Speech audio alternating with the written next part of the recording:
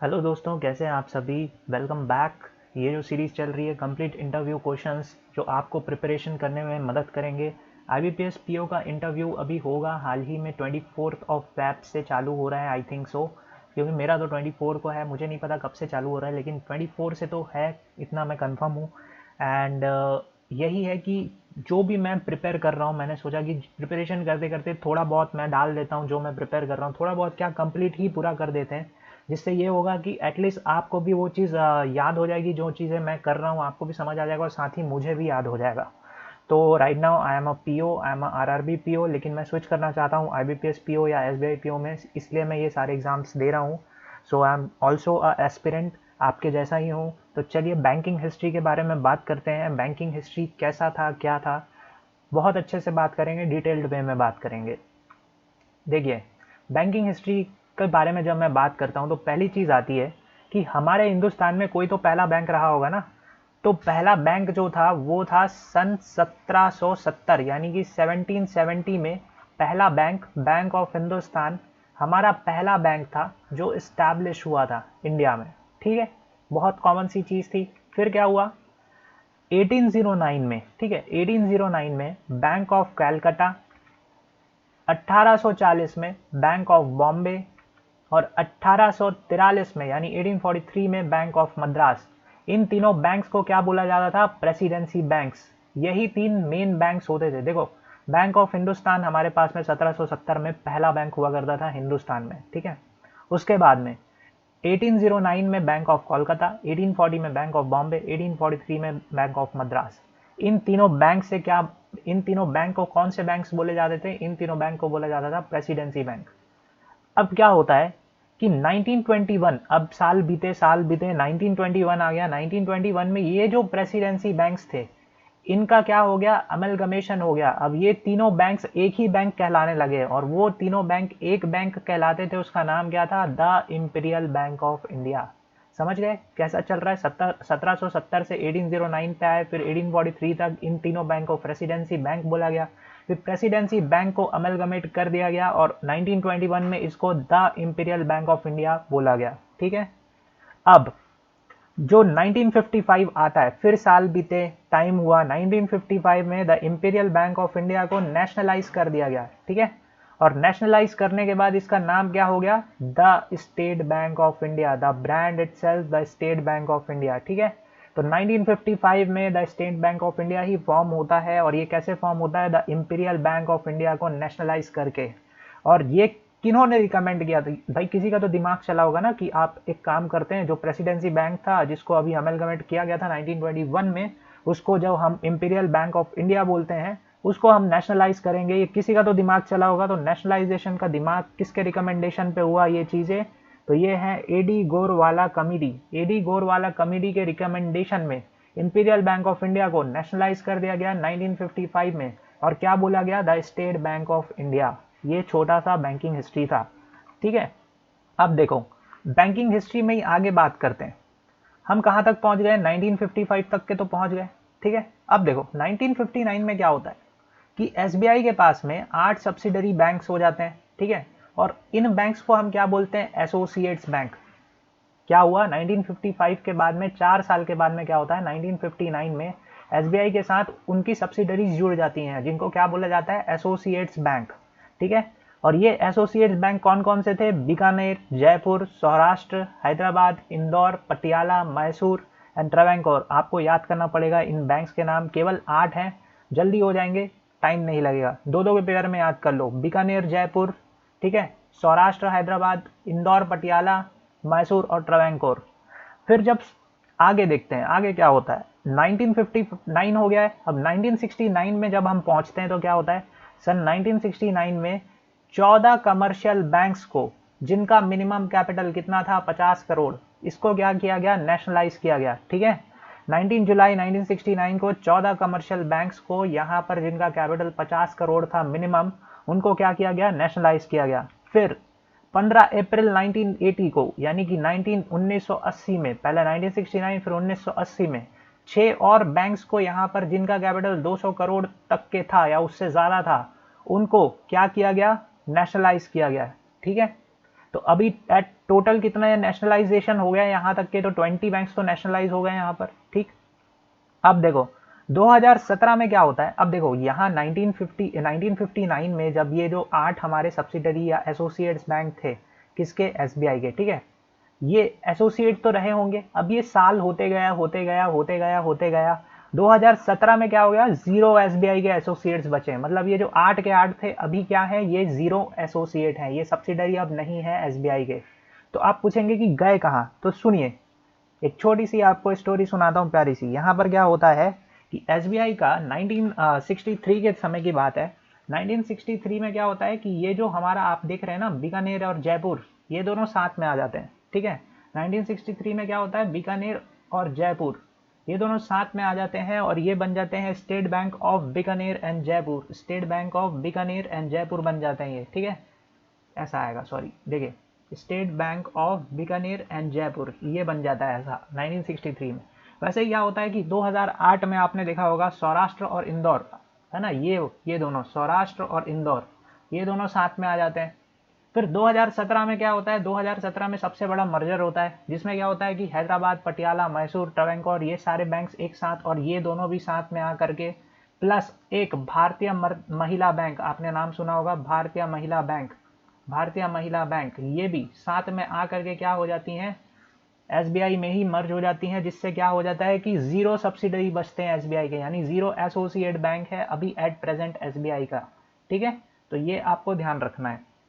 अब आगे बात करते हैं बैंकिंग का स्ट्रक्चर, STRTUR, ये R और E ऐसा होगा। ठीक है, बैंकिंग स्ट्रक्चर। अब बैंकिंग स्ट्रक्चर में हमारे पास में सबसे पहली चीज तो आती है आरबीआई, द आरबीआई, केवल आरबीआई नहीं, द आरबीआई। ठीक है, द आरबीआई, भारतीय रिजर्व बैंक सभी जानते हैं। इसके बारे में मैं अलग से बताऊंगा कि आरबीआई एक्ट क्या है, आरबीआई कब आया था, कैसे स्टैब्लिश हुआ था, लेकिन अभी मैं आपको केवल स्ट्रक्चर बता रहा हूं। तो स्ट्रक्चर में क्या है, सबसे पहला तो जो हमारे पूरे बैंक्स का फादर है वो कौन है, आरबीआई। उसके बाद में आते हैं स्केड्यूल बैंक्स। अब स्केड्यूल बैंक्स क्या है आप पूछेंगे तो वो भी मैं आपको बताऊंगा, लेकिन आप समझ लिए स्केड्यूल बैंक्स का 2 प्रकार होता है, एक होता है स्केड्यूल कमर्शियल बैंक और स्केड्यूल कोऑपरेटिव बैंक। जब भी आपको ये बोला जाए कि आप बैंकिंग स्ट्रक्चर के बारे में क्या जानते हैं, इंटरव्यूअर अगर सिर्फ इतना पूछ दे आपको कि बैंकिंग स्ट्रक्चर के बारे में क्या जानते हैं, तो आपको सिर्फ ये बोलना है सर सबसे पहले तो आता है RBI, the father of all banks. उसके अंदर आते हैं स्केड्यूल बैंक्स जिसके 2 सब कैटेगरीज हैं, पहला आता है स्केड्यूल कमर्शियल बैंक और दूसरा आता है schedule cooperative bank. Schedule commercial banks के फिर 4 सब कैटेगरीज होते हैं और ये बहुत ईजी है। स्केड्यूल कमर्शियल बैंक से आप समझते हैं ना, तो देखो एक तो पब्लिक कमर्शियल बैंक होता है, यानी पब्लिक सेक्टर का बैंक हो गया।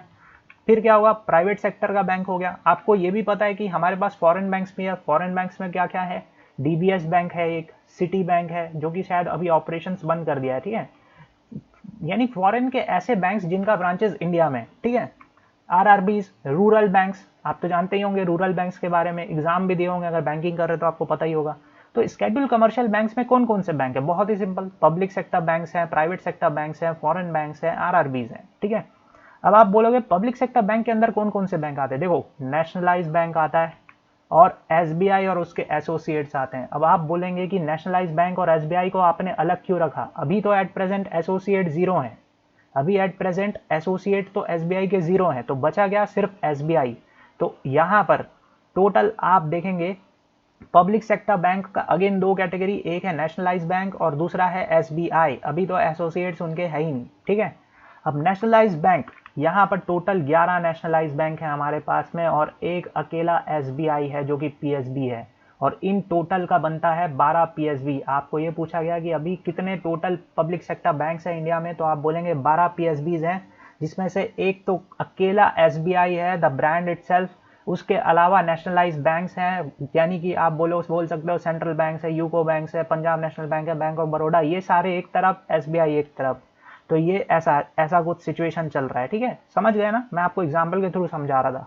प्राइवेट बैंक्स तो आप जानते हैं, एचडीएफसी बैंक, आईसीआईसीआई बैंक, है ना, ये सारे एक्सिस बैंक, ये सारे कौन से बैंक्स हैं हमारे, आईसीआईसीआई और फिर एक्सिस बैंक्स, ये सारे जितने भी बैंक आप देख रहे हैं ये क्या है, प्राइवेट सेक्टर बैंक्स में आते हैं। फॉरेन बैंक्स का मैंने बता दिया। आरआरबीज तो आप जानते हैं, रूरल जो एरियाज को फोकस करते हैं वैसे बैंक्स हैं हमारे पास में। अगेन आप देखो स्केड्यूल कोऑपरेटिव बैंक और यहाँ पर इसमें आते हैं दो तरह के बैंक, एक है अर्बन कोऑपरेटिव और एक है स्टेट कोऑपरेटिव, ठीक है, अर्बन कोऑपरेटिव और state cooperative.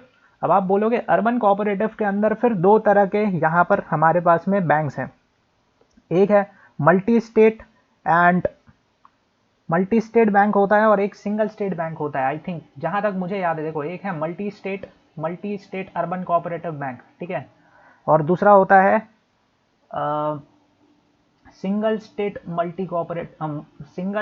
Urban cooperative bank, ठीक है, ये होता है हमारा urban cooperative bank. State cooperative bank में हमारे पास में दो तरह का बैंक आता है, एक है डिस्ट्रिक्ट स्टेट कोऑपरेटिव बैंक और एक और होता है agriculture state cooperative bank. District state cooperative bank जो एक पर्टिकुलर जिले को फोकस करता है, दूसरा एग्रीकल्चर से रिलेटेड रहता है, एग्रीकल्चर स्टेट कोऑपरेटिव बैंक, ठीक है। अब ये बेसिकली ज़्यादा आपको डीप में नहीं करना है ये, लेकिन मैंने फिर भी इनके सब कैटेगरीज बता दिए। आप इंटरव्यू में सिर्फ आप इतना बोलिएगा कि कोऑपरेटिव बैंक्स में, शेड्यूल कोऑपरेटिव बैंक्स में दो तरह के बैंक्स होते हैं, एक होता है अर्बन कोऑपरेटिव बैंक और एक होता है स्टेट कोऑपरेटिव बैंक। बस इतना ही काफ़ी है आपके पास में, इससे ज़्यादा आपको बोलने की ज़रूरत नहीं है। वहाँ पर वो समझ जाएंगे कि आपको बैंकिंग स्ट्रक्चर के बारे में पता है।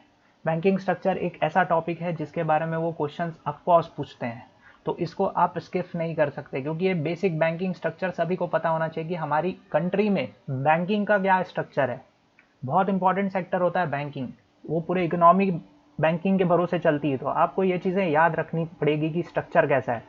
अब देखिए, एक और तरह का बैंक होता है हमारे पास में, ये है स्पेशलाइज्ड एंड डेवलपमेंट बैंक्स। अब स्पेशलाइज्ड बैंक, डेवलपमेंट बैंक्स, ये क्या बैंक्स होते हैं? देखो, ये होते हैं जो ऐसे एक स्पेसिफिक एरिया को फोकस करते हैं ना, स्पेशलाइज्ड एरिया को फोकस करते हैं, डेवलपमेंट के काम करते हैं, उनको बोलते हैं स्पेशलाइज्ड बैंक। आप पहला देखोगे नाबार्ड, डिटेल में इन सब के बैंक्स का बाद में करेंगे, लेकिन मैं आपको बता रहा हूँ, जैसे इंटरव्यूअर आपने पूछ दिया कि भैया आप स्पेशलाइज्ड बैंक या डेवलपमेंट बैंक के बारे में क्या जानते हैं, तो आप बोलोगे सर नाबार्ड है स्पेशलाइज्ड बैंक, जो national agriculture bank for rural national bank for agriculture and rural development. मैं भी क्या कर रहा हूँ, देखो, national bank for agriculture rural and development, ठीक है, ये 12 जुलाई 1982 को फॉर्म होता है, हेडक्वार्टर है मुंबई में, ठीक है। बस आप इतना ही बोल देंगे, उनको समझ आ जाएगा कि आपने पढ़ा है।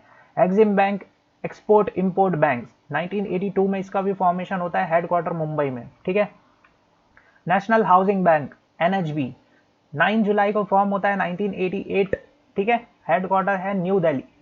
Again SIDBI, small industries development bank of India, SIDBI क्या है? Small industries development bank of India, 2 अप्रैल को फॉर्म होता है 1988 को, हेडक्वार्टर है इसका लखनऊ। एंड आईएफसीआई, ये क्या है? International finance corporation of India. IFCI का मतलब क्या होता है? International finance corporation of India, ठीक है। ये फॉर्म कब हुआ है? 1 जुलाई 1948 को। इंटरनेशनल नहीं होगा, माफ कीजिएगा, इंडस्ट्रियल होगा ये क्या हो गया? इंडस्ट्रियल होगा, इंटरनेशनल नहीं होगा। एक सेकंड के लिए बस मुझे माफ करिएगा। ये है industrial finance corporation of India, industrial finance corporation of India, ठीक है। अब यहाँ पर ये फॉर्म होता है 1 जुलाई 1948 को, हेडक्वार्टर है न्यू दिल्ली में। तो बस ये आपको केवल ये 5 पॉइंट याद कर लीजिएगा कि स्पेशलाइज और डेवलपमेंट बैंक क्या है, बोल देना। नाबार्ड है, एक्सिम बैंक है, एनएचबी है, सिडबी है, आईएफसीआई है। चाहो तो इनका फॉर्मेशन ईयर भी बता देना, खुश हो जाएंगे एक्स्ट्रा इन्फॉर्मेशन के लिए। बाकी अगर आप 5 का नाम ही लेते हो, नाबार्ड, एक्सिम, एनएचबी, सिडबी और IFCI, industrial finance corporation of India, तो वो ही खुश हो जाएंगे वो।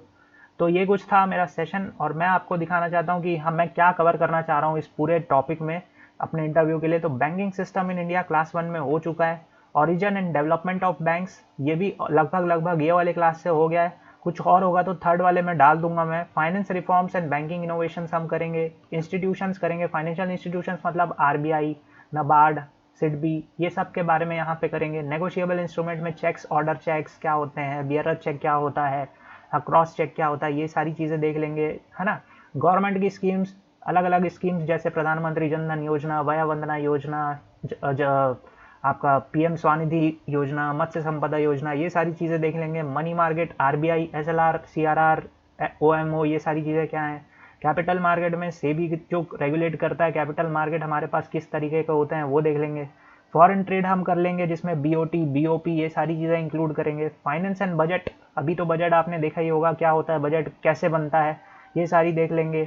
साथ ही इस साल का जो बजट है उसका ओवरव्यू करेंगे क्योंकि बजट से रिलेटेड क्वेश्चंस तो आते ही है। तो ये मेरा कुछ ऐसा स्ट्रक्चर में लेकर के चल रहा हूँ, इसको हम खत्म करने की बिल्कुल कोशिश करेंगे एक हफ्ते के अंदर। So thank you so much, पढ़ते रहिए, प्रैक्टिस करते रहिए।